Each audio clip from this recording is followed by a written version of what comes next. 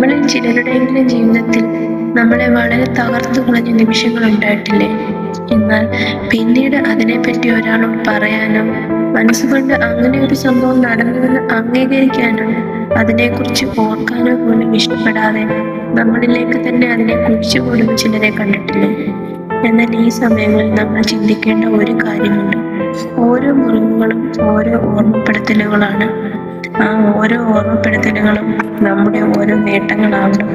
പതുക്കെ നമ്മൾ അത് ഉൾക്കൊണ്ട് അതിൽ നിന്ന് ചിലതൊക്കെ തിരിച്ചറിഞ്ഞ് മുന്നോട്ട് പോകാനുള്ള ഒരു ഊർജം കണ്ടെത്തണം. നടന്നു തുടങ്ങുന്ന കുട്ടികളെ കണ്ടിട്ടില്ലേ? അവർ പല പ്രാവശ്യം വീഴും, അതിന്റെ ആഘാതത്തിൽ കരയും, വീണ്ടും നടക്കും, വീണ്ടും വീഴും, കരയും. എന്നാൽ പിന്നീട് കരഞ്ഞു കരഞ്ഞിരിക്കാതെ കൂടുതൽ വേഗത്തിൽ ഓടുകയാണ് ചെയ്യുന്നത്. ആ വീഴ്ചയുടെ ചില മുറിപ്പാടുകൾ ജീവിതകാലം മുഴുവൻ അവരുടെ ശരീരത്തിൽ ഉണ്ടാവും.